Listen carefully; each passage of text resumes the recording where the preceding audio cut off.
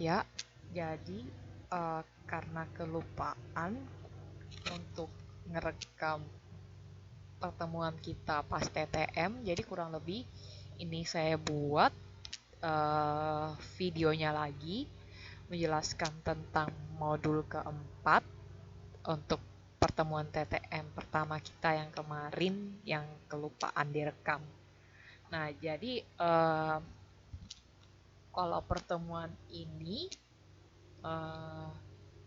yang TTM pertama ini kita akan membahas modul keempat tentang obligasi dan instrumen pendapatan lainnya, sama gimana sih cara mengelola portofolio obligasi. Nah, kalau kegiatan 1 pertama kali kita akan bahas tentang obligasi dan instrumen pendapatan lainnya. Nah, apa sih obligasi itu? Kalau obligasi itu merupakan surat pengakuan utang yang dikeluarkan oleh pemerintah atau perusahaan atau lembaga-lembaga lain sebagai pihak yang berutang yang mempunyai nilai nominal tertentu dan kesanggupan untuk membayar bunga secara periodik atas dasar persentase tertentu yang tetap.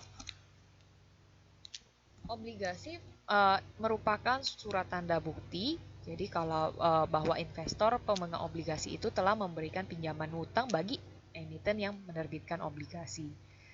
Oleh karena itu, emiten obligasi akan memberikan kompensasi bagi investor pemegang obligasi, baik berupa kupon atau mungkin bunganya yang diberikan secara periodik terhadap investor, atau fixed income jadi tetap, serta pelunasan obligasi pada saat jatuh tempo.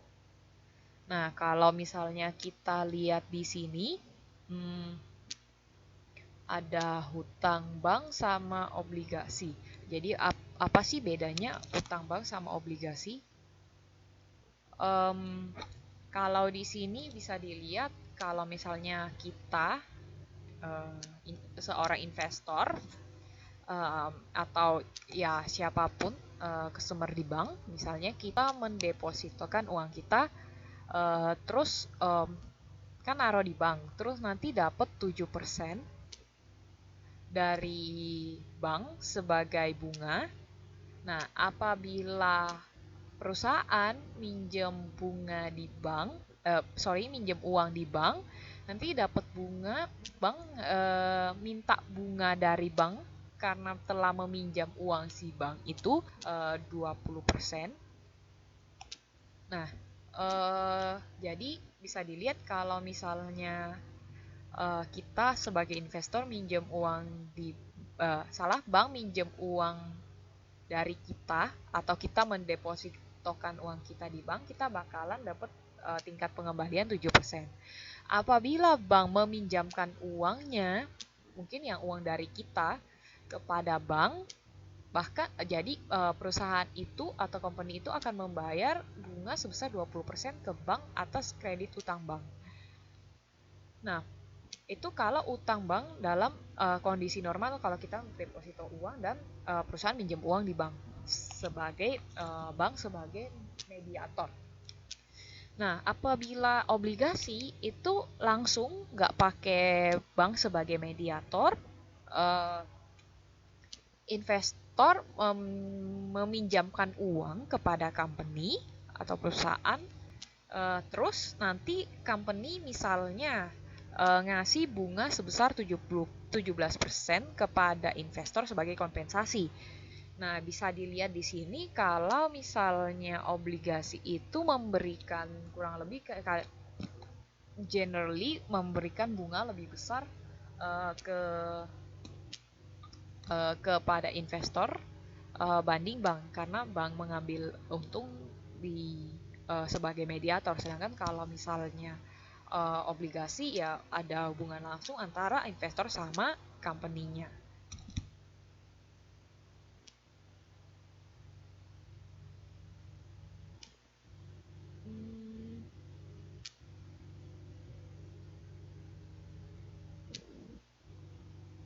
Nah, terus ada beberapa jenis obligasi, misalnya ada obligasi pemerintah atau treasury bonds, itu ada SUN atau ORI, surat utang negara. atau obligasi Republik Indonesia, terus ada perusahaan atau corporate bonds, terus ada yang dari pemerintah daerah namanya municipal bonds, terus ada perusahaan atau pemerintah asing atau disebut foreign bonds, terus ada yang obligasi berbasis agama atau misalnya contohnya yang berbasis agama Islam itu disebut sukuk.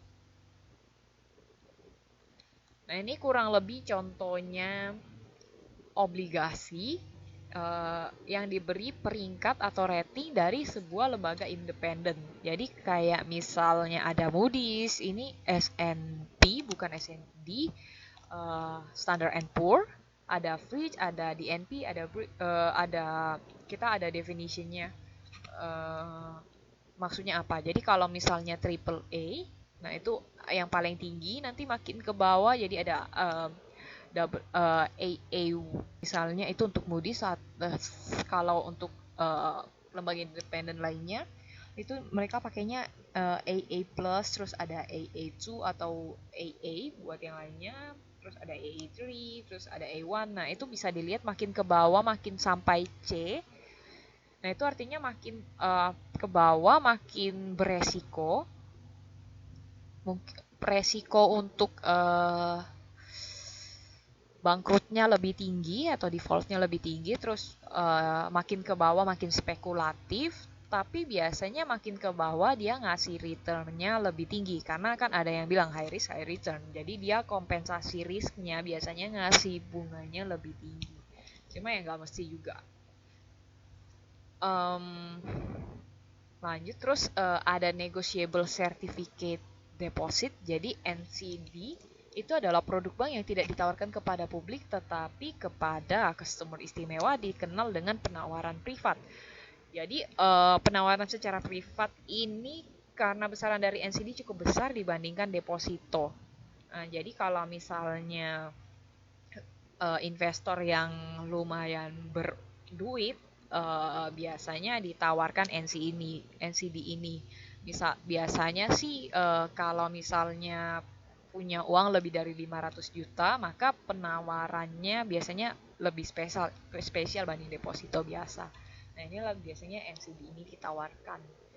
Nah, terus ada rumusnya untuk menilai dana yang harus diinvestasikan. Itu gampang, kurang lebih kayak present value-nya. Jadi pakai price saat itu sama dengan future value dibagi 1 plus rate dikali maturity-nya dibagi 360. Karena kita mikirnya ada 1 tahun ada 360 hari. Nah, contohnya Bang Andri Porseas Rasi ingin mendapatkan dana untuk modal kerja dalam rangka memberikan pinjaman kepada konsumen yang ada di pasar-pasar untuk 9 bulan ke depan. Perusahaan ini mampu membayar bunga sebesar 10,5% per tahun. Berapakah dana yang diperoleh perusahaan apabila prinsipal NCD sebesar 7,5 miliar? Jadi gampang bisa dilihat diketahuinya M-nya atau maturity-nya itu 270, itu karena kita diketahui periodenya 9 bulan ke depan, terus kita mau ubah jadi hari, jadi kali 30 hari ketemu 270, terus R-nya 10,5% per annual, terus future value-nya, jadi kalau mau tahu present value-nya atau price-nya ya itu masukin rumus aja, ketemu sekitar 6 miliar 952.491.309 rupiah. Masih gampang. Terus masuk commercial paper atau promissory notes.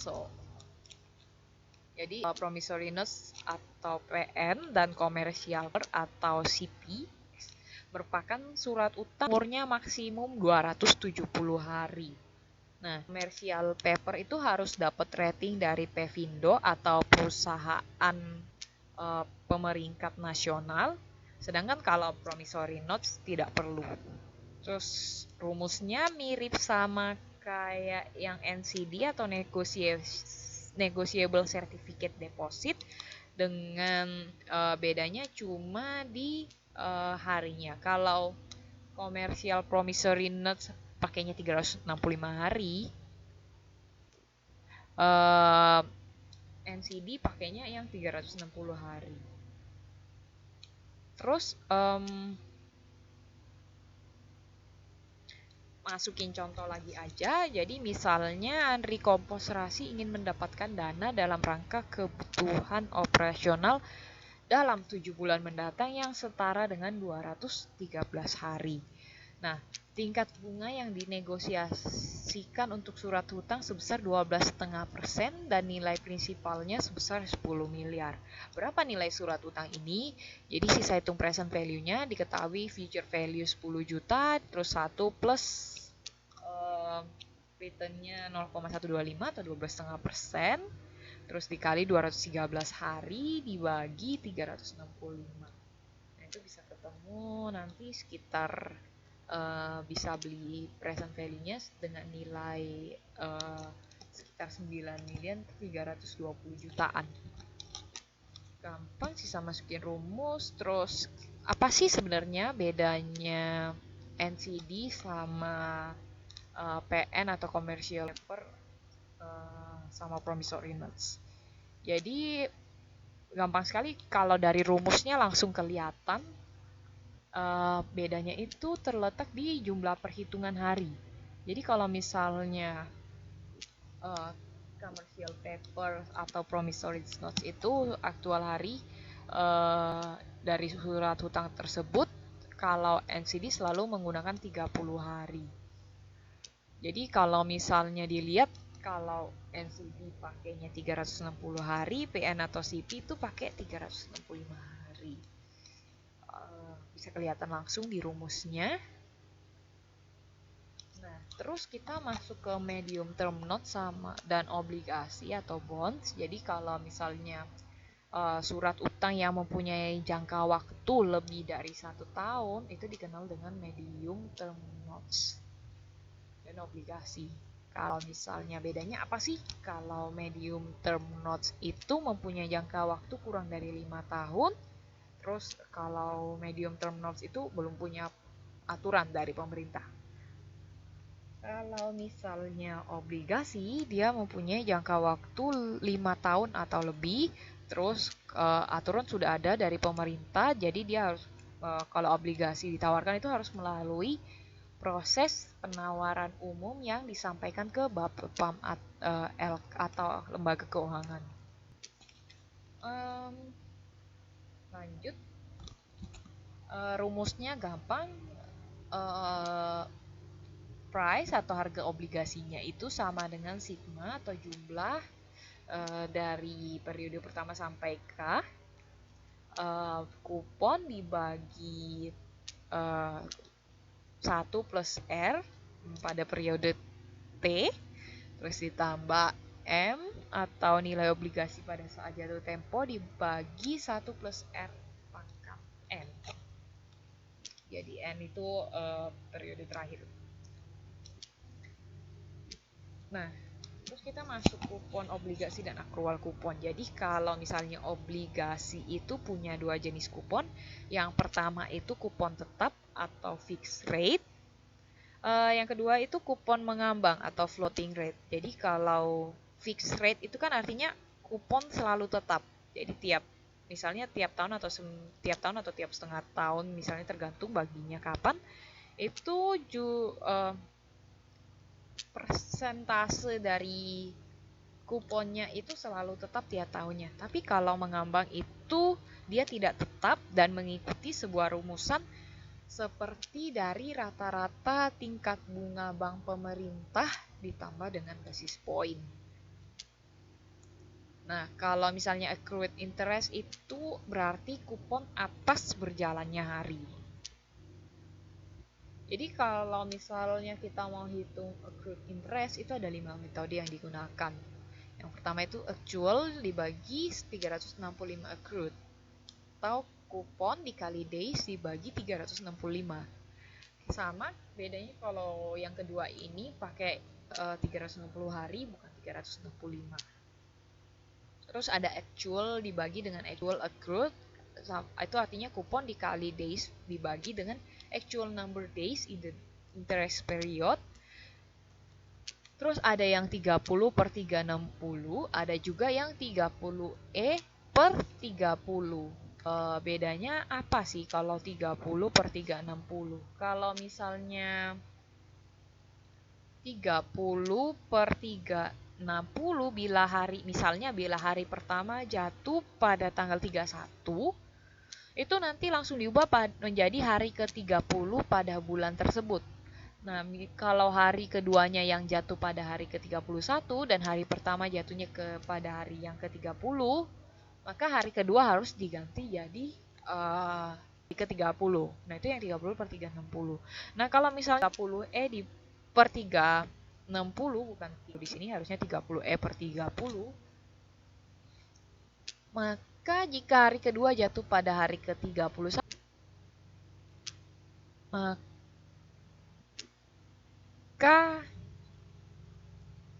pada bulan tersebut secara otomatis diundi hari ke-30. Jadi per 360. Jadi di modulnya salah cetak, maksudnya itu 30E per 30. Terus lanjut kalau contohnya aja konvensi pasar obligasi pemerintah. Jadi misalnya ada basisnya, gimana cara ngitung harinya, ada yang actual per 10 per 360, ada yang 30E per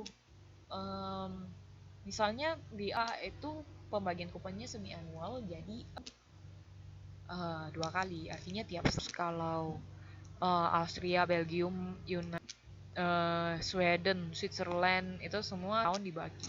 Lihat aja list country yang membagi frekuensinya gimana. Ada yang semi annual, ada yang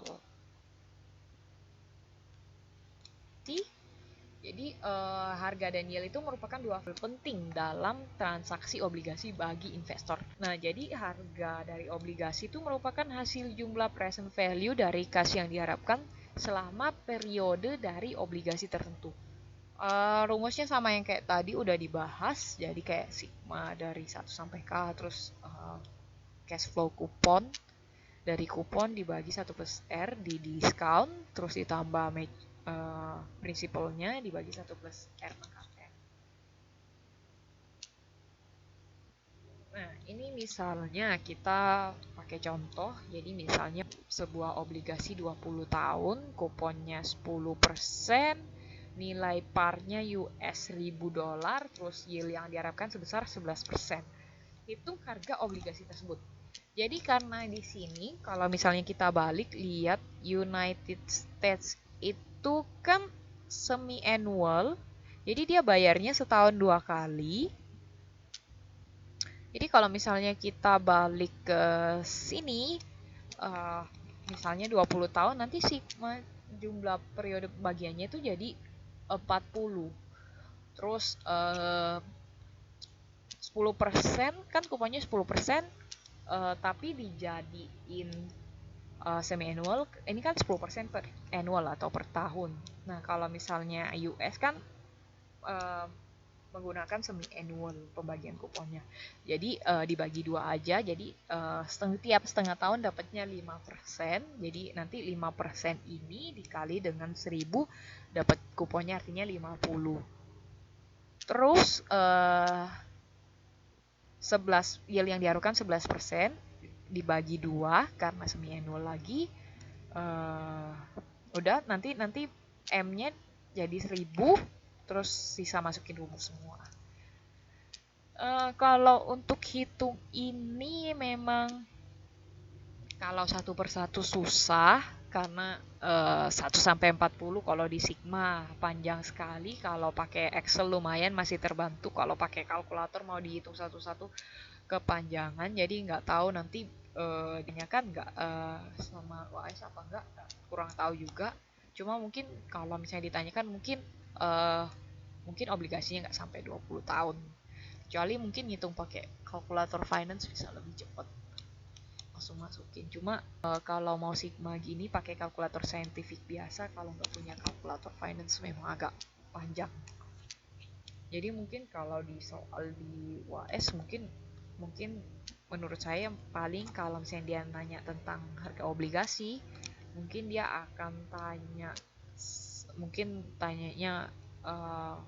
obligasi yang tahunnya minim gitu, mungkin 2 tahun 3 tahun, kurang lebih seperti itu.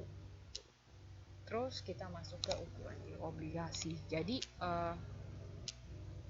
hasil atas investasi pada instrumen keuangan berpendapatan tetap itu disebut yield. Jadi yield juga itu bisa dinilai dari kupon yang diperoleh di mana terdapat pada obligasi dan capital gain atas investasi obligasi. Pasti tahu capital gain itu apa, jadi nggak usah dibahas. Terus ada 3 ukuran yield obligasi yang sering digunakan oleh para dealer dan portfolio manager, yaitu yield sekarang atau current yield, terus ada yield sampai jatuh tempo atau yield to maturity, dan yield untuk membeli kembali atau yield to call. Jadi 3 yield ini emang sering dipergunakan untuk menentukan pemilihan obligasi masuk dalam portofolio para manajer investasi atau pihak lain dalam membeli obligasi. Nah, kita akan bahas satu-satu tentang yieldnya. Jadi yang pertama yield sekarang atau current yield ini. Jadi yield sekarang itu merupakan yield yang dihasilkan obligasi sekarang ini dengan dihubungkan kupon yang disetahunkan dan harga pasar dari obligasi tersebut.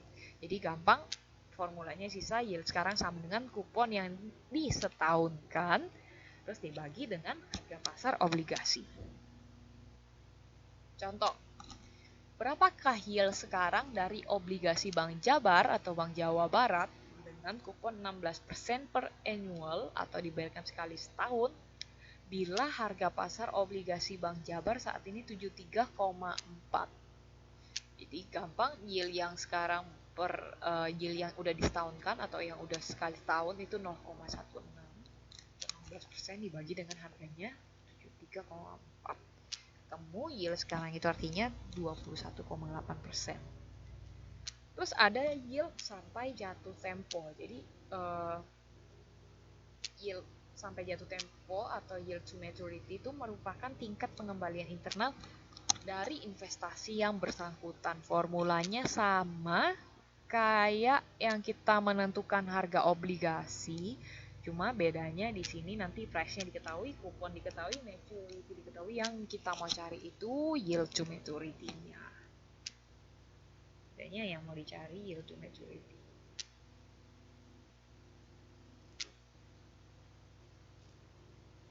Nah, kalau mau ngitung yield to maturity itu susah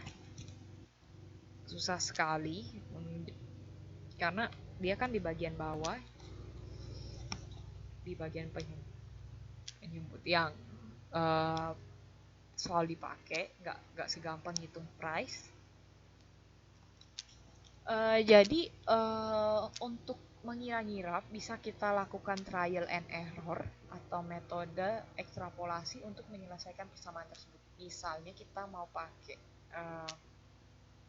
ekstrapolasi, jadi itu bisa dilihat rumusnya ada Y0 atau yield yang akan dihitung sama dengan yield harga kecil ditambah harga yang pada yield yang akan dihitung atau P0 dikurangi PK atau harga pada yield kecil dibagi dengan PB atau harga pada yield kecil atau PK dikali harga besar dikurangi yield harga kecil.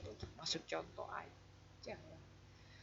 Jadi misalnya obligasi yang 5 tahun udah berjalan 2 tahun, saat ini harganya 5,3. Jadi hitung yield pada saat jatuh tempo. Misalnya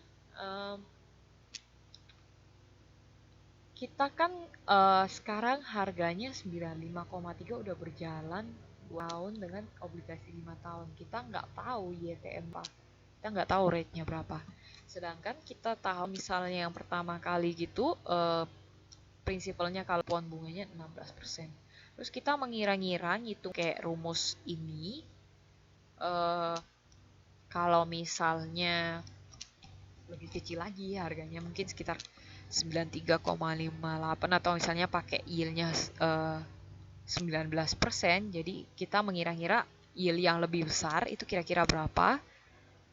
Karena pasti 16% itu lebih kecil. Kalau ke sini artinya makin besar. Jadi 19% ini kita mau cari harganya, masukin rumus aja. Nanti ketemu kalau misalnya kita pakai 19%, nanti harganya yang ketemu itu 93,58. Nah, ini diketemukan, jadi pasti YTM-nya itu di antara 16% sampai 19%.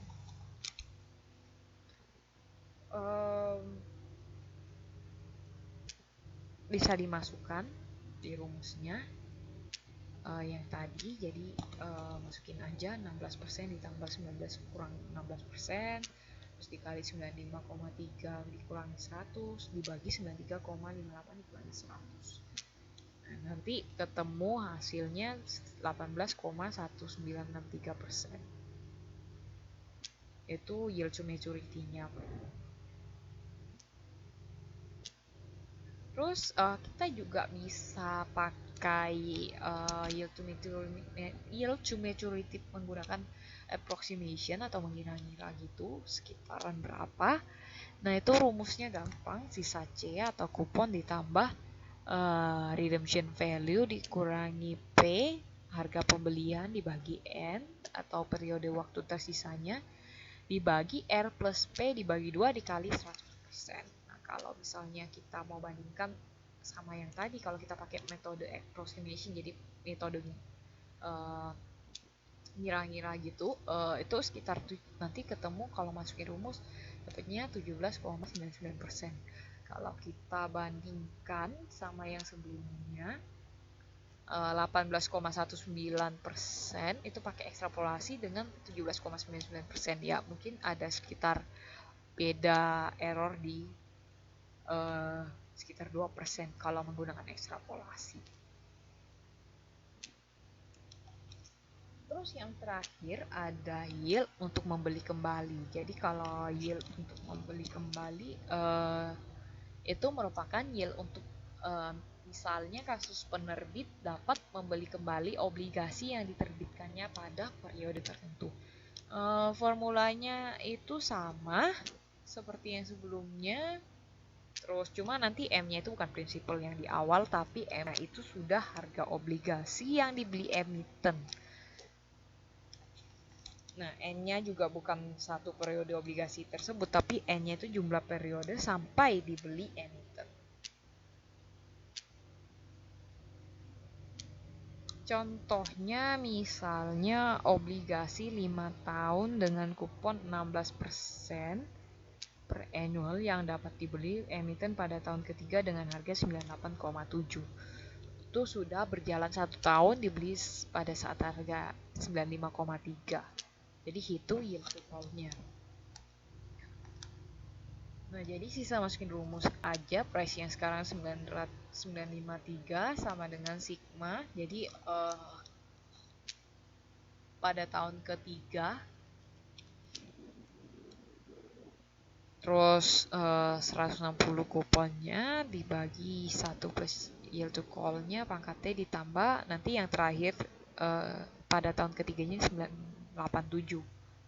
Kalau misalnya hasil trial and error itu nanti kalau misalnya kita dapat itu hasilnya 17,79%. Nah, kalau misalnya kalkulator, karena saya nggak bisa kasih lihat pakai finance calculator, ini saya finance calculator online yang ada di website, cari aja di Google, ketik aja finance calculator online pasti ketemu. Jadi misalnya saya masukin future value-nya 987, atau bisa dibilang kan kalau lihat sebelumnya 987 itu adalah yang dapat dibeli emiten, harga yang dapat dibeli emiten pada tahun ketiga. Nah, itu jadi future value, terus periodenya kan ada 3 tahun, terus harga sekarang kan 953, terus PMT-nya itu berdasarkan kupon, jadi karena PMT itu mengeluarkan uang kita pakai minus, jadi minus 160. Nanti calculate aja kalau udah masukin semua, nanti kita bisa lihat interest rate-nya atau yield to call-nya nanti ketemu 17,9%. Itu kalau ini kurang lebih hanya untuk pengetahuan kalau misalnya kita pakai uh, finance calculator. Yang karena kalau misalnya kita pakai finance calculator ini ngitungnya mudah sekali. Cuma sih sama memasukkan apa yang kita ketahui.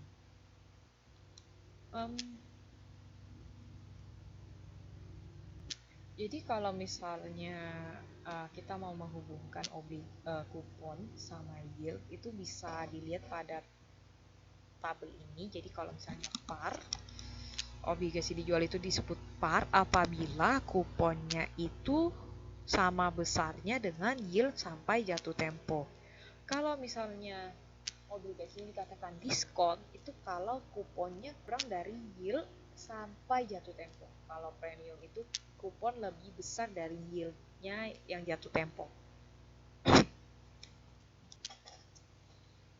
Kalau misalnya yield sekarang kita masukkan, mau dihubungkan juga, maka bisa dilihat kalau par artinya semua sama, kupon sama kayak yield sekarang, ini sama juga dengan yield sampai jatuh tempo. Tapi kalau misalnya diskon artinya kupon itu lebih kecil dari yield sekarang, tapi yield sekarang itu lebih kecil lagi dari yield jatuh tempo. Nah, kalau premium sisa kebalikannya, jadi kupon itu lebih besar dari yield sekarang, nanti besarnya yield sekarang itu lebih besar dari yield yang sampai jatuh tempo. Itu namanya obligasi dijual premium.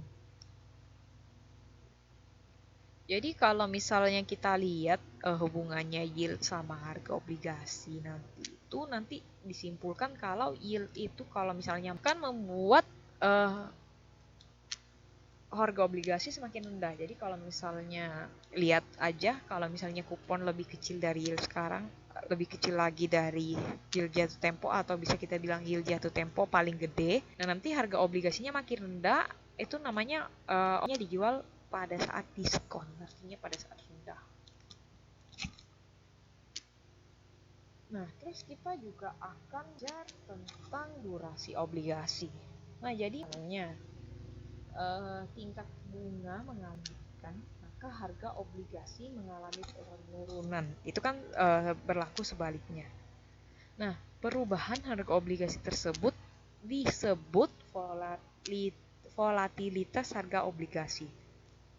Volatilitas dari harga obligasi tersebut bisa diukur dengan sebuah ukuran yang disebut dengan durasi atau Inggrisnya duration.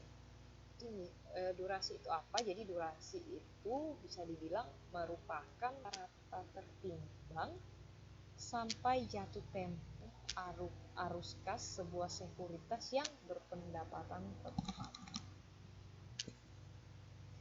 Jadi ada dua ukuran untuk mengukur durasi. Jadi yang pertama itu ada durasi Macaulay dan yang kedua itu durasi modifikasi. Jadi kalau durasi Macaulay bisa dilihat rumusnya. Jadi 1 dikali kupon dibagi 1 plus Y, terus 1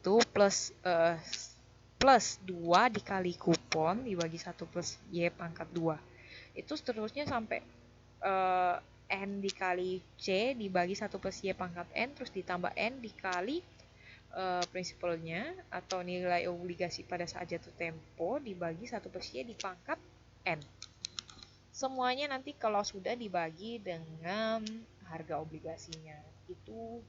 Itulah cara menghitung durasi Macaulay. Jadi kalau durasi Macaulay itu pasti selalu lebih kecil dari jangka waktu jatuh temponya atau N. Nah, untuk misalnya obligasi kupon 0 atau zero kupon bond, nah itu pasti durasi Macaulay-nya sama dengan jangka waktu temponya karena nggak dapat kupon. Nah, kalau misalnya ada durasi Macaulay, kita bisa lihat ada durasi modifikasi. Jadi dia memodifikasi durasi Macaulay. Jadi kurang lebih dia mendistortionkan durasi Macaulay. Jadi misalnya kita lihat rumusnya, durasi modifikasi itu sama dengan durasi Macaulay dibagi dengan 1 plus Y yieldnya. Nah, kalau misalnya kita mau jadikan durasi dalam tahun, gampang, sisa durasi dalam M periode per tahun dibagi dengan M. Durasi obligasi itu punya hubungan terbalik dengan kuponnya. Jadi maksudnya makin tinggi kupon rate-nya, nanti durasinya makin rendah, tapi tetap mengikuti diminishing return yang agak stabil. Terus kalau misalnya durasi panjang itu lebih sensitif dari obligasi jatuh temponya yang lebih pendek terhadap berbagai macam tingkat kupon. Kita masuk contoh aja, misalnya obligasi Indofood 5 tahun dengan kupon tetap 17%, dibayar triwulanan, dan investor mengharapkan yield sebesar 17,5%. Jadi hitung durasi Macaulay dan modifikasi. Jadi gampang kalau misalnya dilihat di tabelnya, ada 5 tahun terus dibayar triwulanan, artinya tiap 3 bulanan, jadi artinya 1 tahun ada 4 kali pembayaran, makanya nanti periode T-nya itu ada 20 kali, jadi 5 dikali 4. Terus arus gasnya 42,5, kaliin aja kupon tetapnya 17%. Terus kita bagi dengan discount factornya, jadi 1 plus Y pangkat 1, terus kalau yang makin ke bawah makin sampai pangkat N. Terus kaliin aja present value-nya dengan discount factornya. Nah, nanti kalau udah kan rumusnya 1 dikali C, terus ditambah 2 dikali C, nanti sampai N dikali M. Itu sisa masukinnya di T dikali present value dari cash flow-nya. Nanti yang terakhir, kan yang pertama masih 42,5, nanti yang terakhir jadi pengembaliannya, tingkat pengembaliannya yang tahun ke-20 kan 42,5 ditambah dengan 1000. Jadi modal awal prinsipalnya. Udah, nanti kalau udah sisa dijumlah ketemu hasilnya 13.575,82 dibagi dengan present value dikali cash flow-nya itu bisa ketemu 13,8.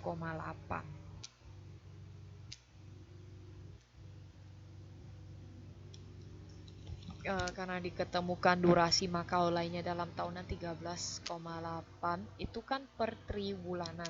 Nah, kalau misalnya kita mau jadikan dalam tahun, gampang, sisa dibagi 4, jadi nanti hasilnya 3,45. Terus kalau misalnya kita mau tahu durasi modifikasinya berapa, gampang, sisa 3,45 dibagi 1 plus 0,175 dibagi 4, nanti hasilnya 3,31.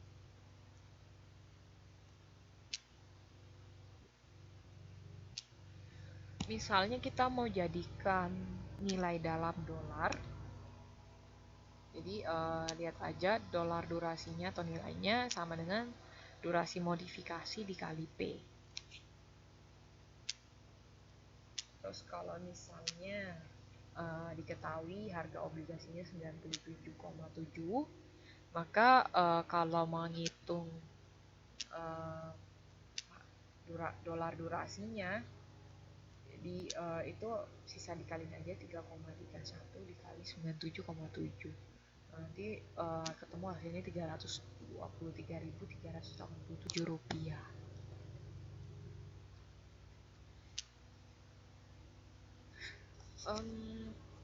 Kalau misalnya kita mau menghitung persentase perubahan harganya, sisa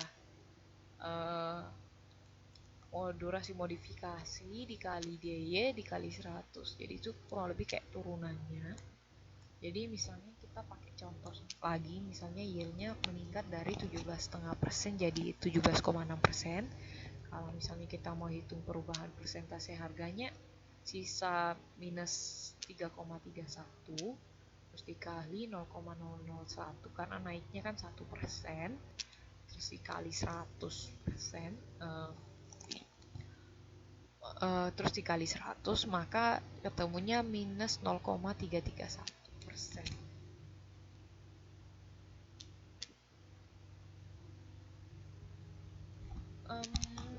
Jadi kalau misalnya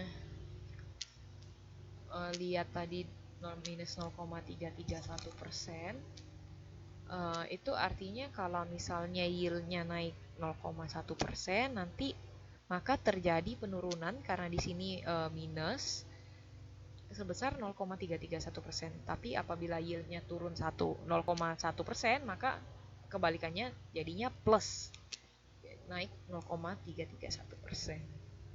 Terus kalau durasi juga bisa dihitung dengan ringkas pakai rumus ini. Jadi durasi itu kalau misalnya diketahui harganya terus perubahan yield-nya, kita bisa pakai rumus yang lebih gampang. Jadi durasi bisa dihitung dengan harga obligasi jika yield turun sebesar delta Y dikurangi dengan PN, atau harga obligasi jika yield naik sebesar delta Y dibagi 2 dikali harga awal obligasi delta Y. Jauh lebih gampang ngitungnya, cuma memang kita ngitung durasi tergantung dengan apa yang kita ketahui. Nah, ini contohnya, misalnya ada obligasinya 20 tahun, kuponnya 9%, dijual harganya 134,6722 dan yieldnya 6%. Kalau misalnya turun 20 basis point, harganya meningkat jadi 137,8. Tapi jika yield naik sebesar 20 basis point, harganya turun menjadi 131,8439. Sisa masukkan rumus aja. Kalau durasi masukin harga yang kalau yield turun sama yield naik, terus dibagi 2 dikali harganya dikali TY. Jadi kalau 20 basis point itu maksudnya 0,2%. Jadi 20 basis point sama dengan 0,2%. Masukin rumus aja bisa ketemu nanti durasinya 10,66. Jadi kalau misalnya kita mau tahu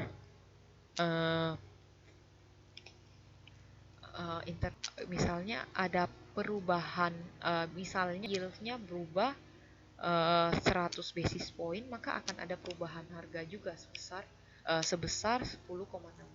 Jadi tiap 0,1% berubah, maka akan berubah besarnya harganya sebesar 10,66%. Jadi durasi itu digunakan sebagai salah satu bahan keputusan untuk membeli atau menjual obligasi yang dipegang. Jadi apabila tingkat bunganya diharapkan menurun, maka durasi portofolio harus dinaikkan. Terus kalau misalnya tingkat bunga diharapkan meningkat, maka kita akan mengurangi durasi portofolio. Karena portofolio obligasi terdiri atas berbagai macam obligasi dengan berbagai durasi, maka secara matematik durasi portofolio itu bisa dihitung menggunakan rumus ini. Jadi durasi portofolionya sigma dari penimbang atau bobotnya obligasi dikali dengan durasi. Kurang lebih gampang, jadi berdasarkan hitung rata-rata tertimbangnya aja berdasarkan proporsi yang diketahui tiap obligasi. Masuk ke contoh. Jadi misalnya manajer investasi ingin membangun sebuah portofolio karena baru aja mendapat dana dari investor sebesar 150 miliar. Terus manajer tersebut menentukan proporsi beberapa obligasi untuk menjadi portofolionya, yaitu 15% untuk obligasi PLN, 12,5% untuk obligasi Telkom, 14% untuk obligasi Indosat, 25% pada obligasi pemerintah, 13,5% pada obligasi PT Gas Negara Indonesia atau Gas, terus 10% pada obligasi Indofood, terus 10% pada obligasi Indosemen, Masing-masing diketahui durasinya, misalnya 4,3 tahun untuk PLN, 4 tahun untuk Telkom, 3,5 tahun untuk Indosat, 2,5 tahun untuk pemerintah, 3,7 tahun untuk Pegas, 4,2 tahun untuk Indofood, dan 4,7 tahun untuk PT Indosemen. Sisa dijumlahkan aja penimbangnya dikali dengan durasinya masing-masing obligasi. Masukin rumus, ketemu nanti rata-rata dari durasi portofolionya itu pasti 3,6495 tahun.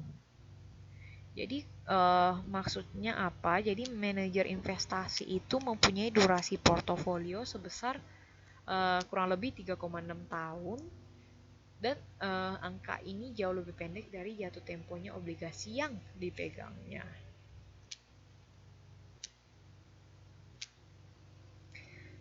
Terus kita akan masuk kepada convexity. Jadi convexity itu merupakan turunan kedua dari harga bond atau obligasi yang menggambarkan perubahan harga dikarenakan adanya perubahan yield. Bisa dilihat rumusnya, jadi rumusnya itu turunan kedua dari harga. Kalau misalnya mau diuraikan itu jadi sigma T sampai N, terus T dikali T plus 1 dikali C, dibagi 1 plus Y, T plus 2, terus nanti ditambah dengan N dikali N plus 1 dikali M, dibagi dengan 1 plus Y, N plus 2. Jadi kalau misalnya turunan keduanya itu dari perubahan harga disebut juga dengan ukuran rupiah convexity atau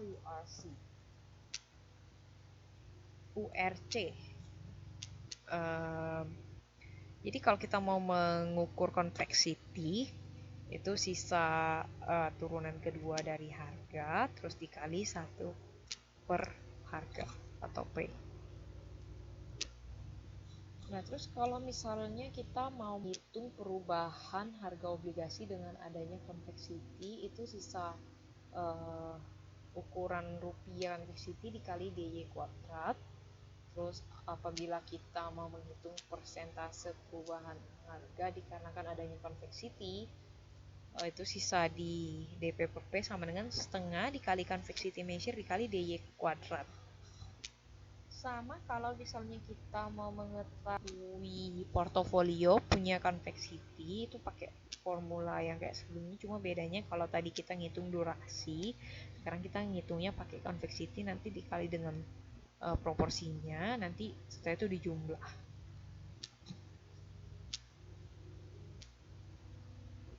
Ini adalah contoh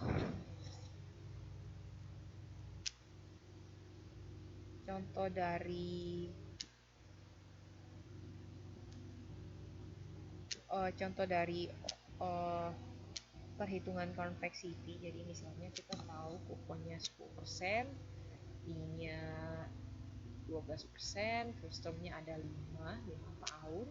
Mungkin dia pakai triwulanan lagi.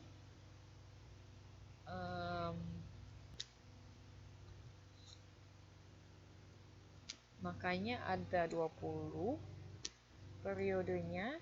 Terus kita tahu kalau 10% itunya dibagi 10% dibagi 4 karena tiap triwulanan. Jadi per triwulannya itu 2,5%. Diketahui yieldnya 12%, nanti dibagi 4 aja. Bisa ketemu pertama kita ngitung arus kasnya aja sampai terakhir sampai 20. Terus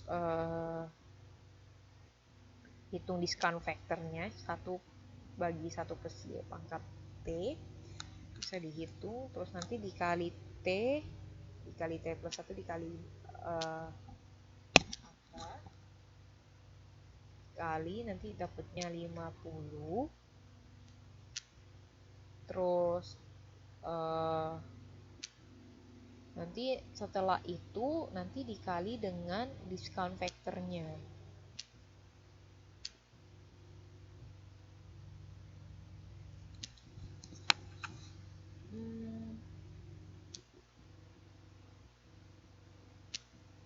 Jadi nanti bisa ketemu kuantitinya itu 265.781,9. Jadi kalau misalnya ukuran konveksiti bisa dibagi 1000 jadi 265,78. Nah, nanti misalnya kalau misalnya kita mau jadikan tiap tahunan, nanti dibagi 4 aja, 265,78 itu dibagi 4, nanti ketemu 66,445. Kalau misalnya kita mau tahu dalam rupiah, itu sisa dikaliin 1000 aja. Jadi harganya dikali 1000. Ini contohnya. Ini misalnya manajer investasi itu punya 3 obligasi, masing-masing konveksitinya diketahui, penimbangnya juga diketahui, masukin rumus aja. Jadi konveksiti portofolionya bisa dijumlah aja dari masing-masing penimbang dikali konveksitinya. Nanti ketemu 250,1073. Terus ada cara singkatnya juga buat ngitung konveksiti, karena tadi pakai sigma sampai T20 kan lumayan ribet kalau dihitung satu-satu. Jadi kalau misalnya ada cara mudahnya, itu sama seperti durasi ya tadi, asal diketahui delta yield-nya. Jadi sekarang misalnya langsung masuk contoh aja. Misalnya kita punya obligasi 20 tahun, terus kuponnya 9%, dijual dengan harga 134,6722, terus yield-nya 6%. Bila yield-nya turun 20 basis point, harganya meningkat jadi 137,58. Bila naik 20 basis point, harganya turun jadi 131,84. Jadi konveksitinya bisa dihitung. Nanti kalau dimasukin rumus yang ini, nanti bisa ketemu nanti hasilnya 163,92.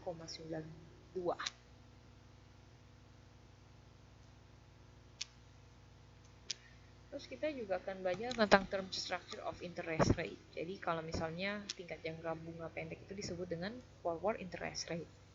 Terus forward rate itu dapat diestimasi dengan memperhatikan tingkat bunga selama satu periode, terus nanti bisa dipecah menjadi beberapa periode. Kalau misalnya pemecahan tingkat bunga dilakukan jadi beberapa tingkat bunga, itu nanti disebut dengan struktur tingkat bunga.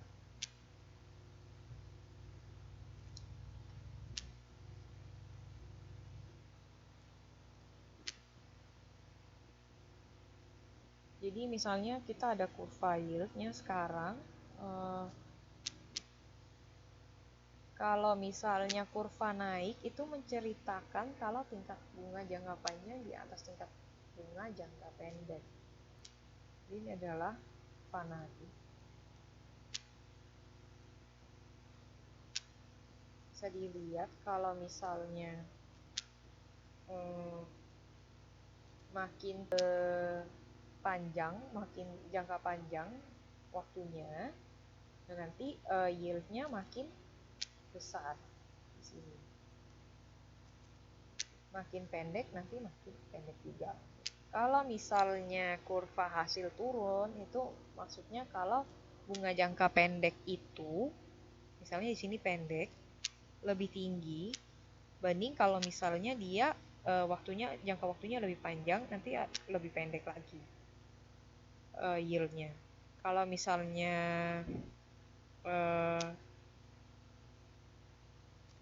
kurva datar itu menggambarkan tingkat jangka bunga yang jangka panjangnya sama dengan tingkat bunga jangka pendek. Jadi dia selalu sama.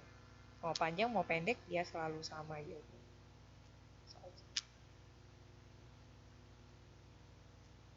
Terus di sini ada kurang slide-nya, ada yang miss. Jadi sebenarnya kalau ada 4 teori yang terkenal untuk membahas kurva hasil atau struktur tingkat bunga.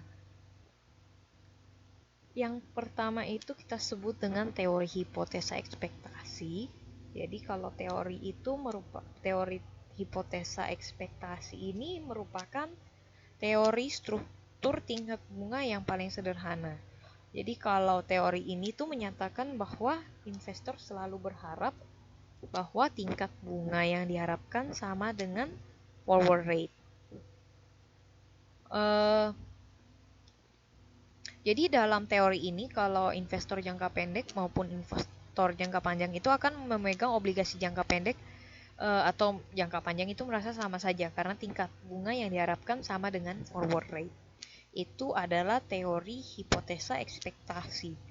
Yang kedua itu ada teori likuiditas preference atau liquidity preference theory.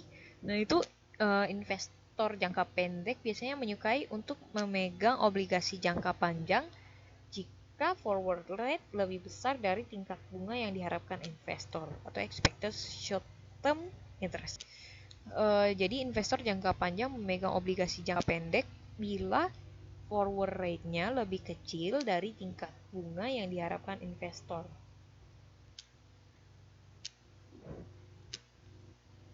Terus yang ketiga itu ada preferred habitat theory. Jadi itu teori yang menolak pernyataan bahwa risk premium harus meningkat secara perlahan sesuai dengan jatuh temponya, kecuali bila investor mempunyai keinginan untuk melikuidasi seluruh investasinya dalam jangka pendek ketika seluruh peminjam atau emiten ragu untuk meminjam dalam jangka panjang. Yang terakhir ada teori segmentasi pasar atau market segmentation theory. Jadi itu teori itu menyatakan bahwa struktur tingkat bunga untuk obligasi yang berbeda secara sempurna.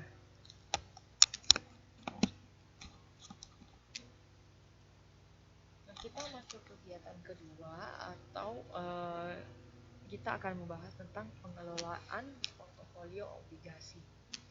Jadi kalau untuk mengelola portofolio sendiri itu ada dua jenis. Jadi biasanya ada yang pasif sama ada yang aktif. Jadi kalau misalnya pasif itu sebenarnya adalah pengelolaan yang tidak membutuhkan pengetahuan dan pengumpulan data yang sangat mendetail serta melakukan analisis yang mendalam. Yang paling penting adalah menentukan obligasi yang memberikan return paling tinggi di awal. Setelah itu karena dia pasif dia nggak melakukan apa-apa. Dia biasanya kalau yang investor yang pasif ya bisa menunggu sampai maturity-nya udah berharap dari kupon aja. Nah itu biasanya dilakukan dalam bentuk pasif. Jadi ada dua cara. Yang pertama itu buy and hold. Jadi misalnya investor membeli obligasi terus dipegang atau ditahan dalam waktu yang lama. Nah, misalnya kalau butuh dana baru benar-benar butuh dana baru dijual. Yang paling penting adalah investasi bahwa obligasi yang pegangnya itu memberikan nilai lebih besar dibandingkan obligasi lain. Jadi yang paling penting adalah analisa dia. Caranya menentukan obligasi, kita memilih obligasi yang paling memberikan return yang paling besar waktu di awal. Setelah itu sisa di buy, udah dibeli, terus sisa di hold aja sampai sampai maturity-nya selesai. Nah, terus yang kedua ada portofolio indeks. Jadi gampang sisa portofolio yang mengikuti indeks atau komposisinya itu mendekati indeks. Jadi nanti kalau misalnya ikuti yield yang diperoleh itu hampir sama oleh indeks. Jadi sebenarnya dia ikut aja market kemana, dia ikut kemana. Itu kalau misalnya mengatur portofolionya secara kalau misalnya mengelola portofolio aktif, itu dia berusaha selalu mencari cara, biasanya sih paling sering dilakukan manajer investasi, untuk memberikan hasil yang maksimal kepada investor. Jadi bisa belikan obligasinya untuk mendapatkan benar-benar hasil yang maksimal. Jadi tiap ada kesempatan dia ngambil.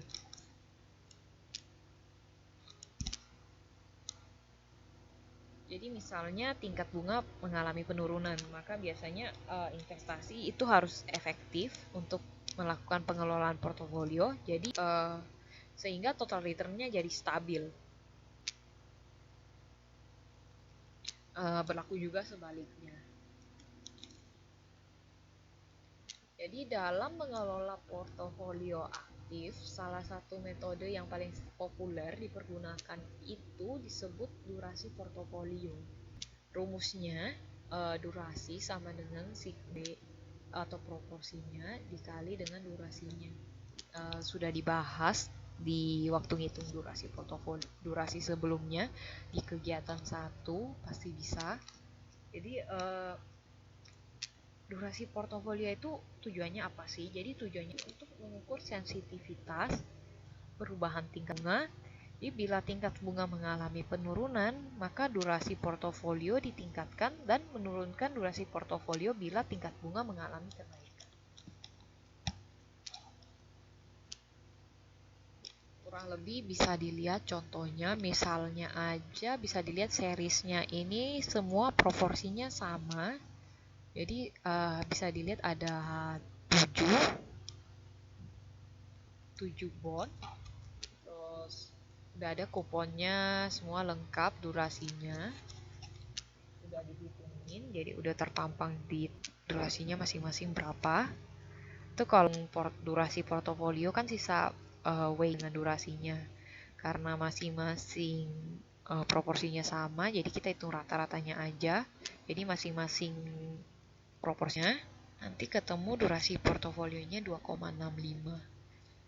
Kalau misalnya durasi portofolio 2,65 itu penurunan sebesar 2,65% bila tingkat bunga mengalami kenaikan 100 basis point atau 0,1%.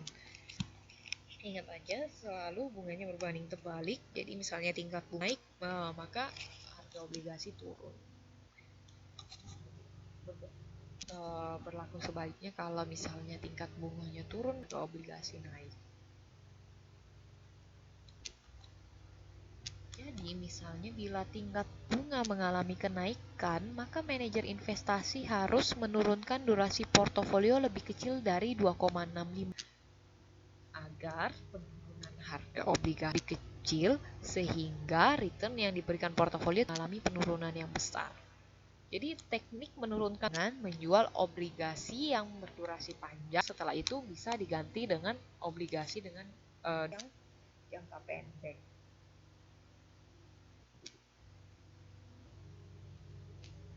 Jadi ini ada beberapa strategi aktif portofolio obligasi yang pertama itu adalah strategi ladder portofolio. Strategi ladder portofolio ini merupakan strategi yang membuat portofolio besaran yang sama untuk semua, dan manajer investasi harus memilih obligasi yang memberi yield to maturity terbesar pada maturitas masing-masing obligasi. Kalau misalnya dibuat dalam grafik, gampang sekali bisa dilihat dari grafiknya, itu dia selalu sama tiap maturity-nya, tiap periodenya tahun 1, 2, 3, 4 sampai ke 10 itu value-nya selalu sama. Nah, itu adalah ladder portfolio, bagaimana dia membuat value-nya menjadi stabil atau sama, baik yang pendek maupun maturitas yang panjang. Jadi misalnya kalau dilihat dari grafik ini,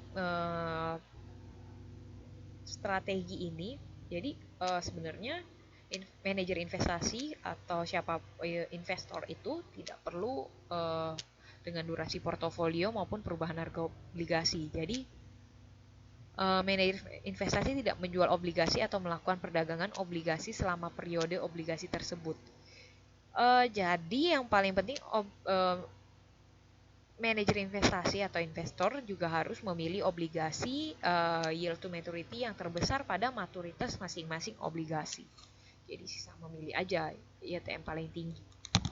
Itu adalah strategi ladder portfolio. Yang kedua ada strategi barbell portfolio.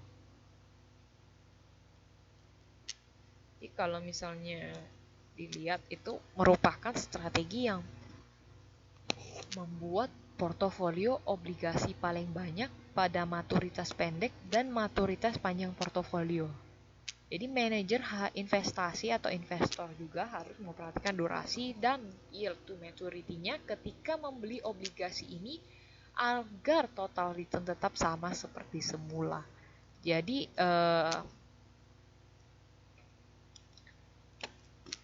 misalnya kita lihat di grafiknya, kalau portofolio jangka waktu 25 tahun yang jangka pendeknya 5 tahun dan jangka panjangnya 21 tahun sampai 25 tahun. Jadi kalau misalnya dilihat sini grafiknya, ini dikatakan strategi barbell karena dia benar-benar emphasize menunjukkan bagian jangka pendek sama jangka panjangnya itu value-nya harus tinggi, sedangkan yang pas di pertengahan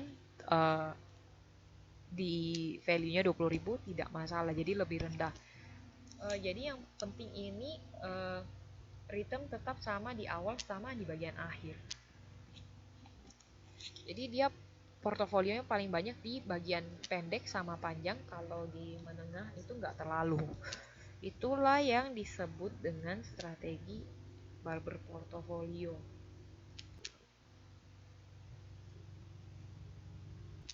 Kalau misalnya aset manajer investasi ini punya investasinya 1 miliar, terus maturitasnya 5 tahun pertama dan 5 tahun terakhir, sebesar 70 juta, bisa dilihat di grafiknya 70 juta per tahun. Terus maturitas 6 tahun sampai dengan 20 tahun itu cuma 20 juta. Nah, bertambahnya waktu, maka posisi portofolio berubah sehingga manajer investasi harus melakukan tindakan untuk mengelola portofolio. Tindakan manajer investasi dalam portofolio ini yaitu membeli obligasi yang maturitas 25 tahun dengan hasil jatuh tempo 1 tahun dan membeli obligasi jangka waktu 5 tahun sebanyak 50 juta dari hasil penjualan obligasi 20 tahun yang kelebihan sebanyak 50 juta. Jadi di sini manajer benar-benar harus memperhatikan durasi dan yield to maturity. Kurang lebih ini yang disebut dengan strategi berportofolio. Ingat gambarnya aja sama kayak barbell. Terus ada strategi bullet portfolio. Jadi strategi bullet portfolio itu merupakan strategi yang membuat portofolio obligasi jatuh tempo pada sebuah periode dengan adanya kebutuhan pembayaran pada periode tersebut. Jadi tetap kalau berbeda dengan ladder, jadi kayak yang barbell, ini strategi bullet portfolio ini harus memperhatikan yield to maturity dan durasinya agar yield yang dihasilkan lebih baik.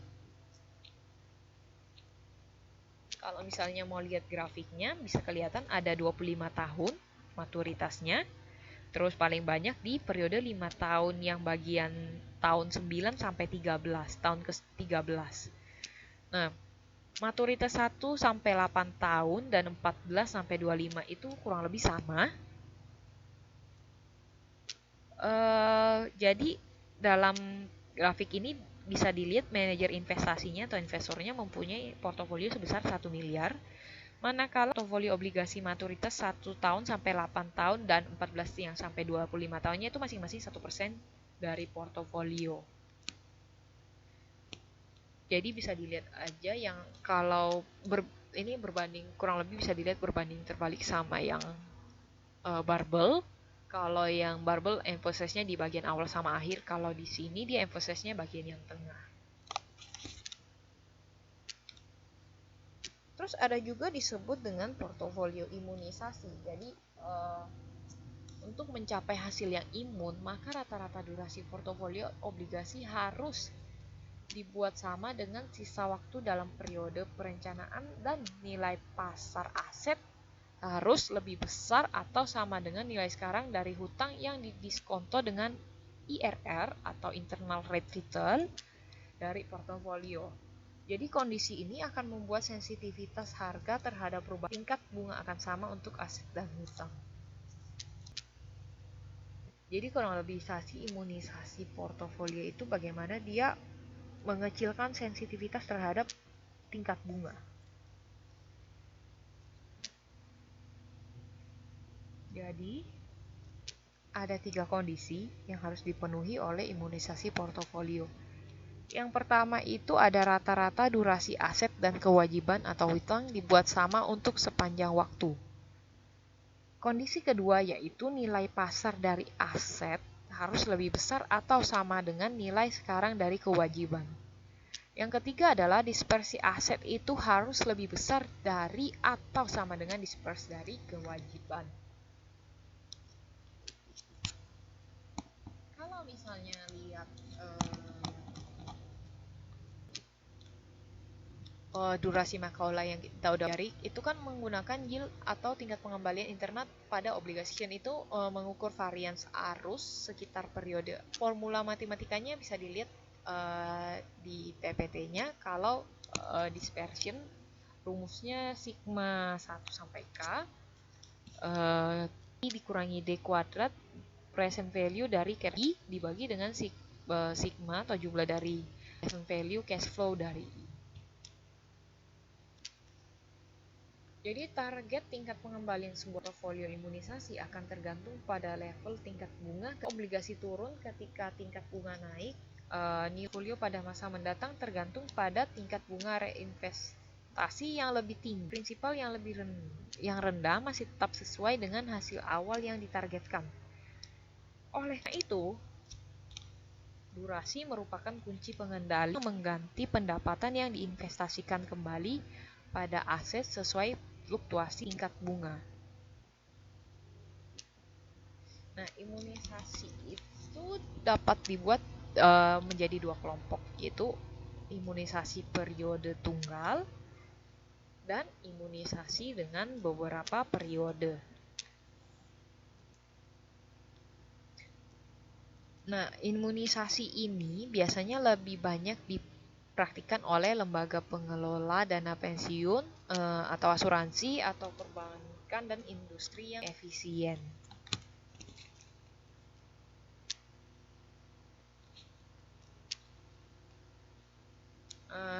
Kurang lebih untuk modul 4 yang tentang obligasi sampai di sini. Jadi mohon maaf waktu itu lupa merekam waktu TTM pertama kali. Jadi ini kurang lebih sebagai penggantinya menjelaskan ulang. Cuma mungkin karena kurang interaktif. Jadi misalnya kalau mau tanya bisa langsung email atau chatting saya. Tidak masalah, nanti kalau misalnya saya kosong pasti langsung dibales. Terima kasih ya, semoga dengan adanya video pengganti TTM ini bisa tetap berguna bagi teman-teman yang mau belajar kembali. Ya cuma mungkin memang kalau ini videonya memang kurang interaktif, jadi cuma menjelaskan bukunya benar-benar persis dari buku. Jadi mungkin kalau misalnya benar-benar nggak ngerti bisa langsung tanya aja. Terima kasih, semoga video ini berguna.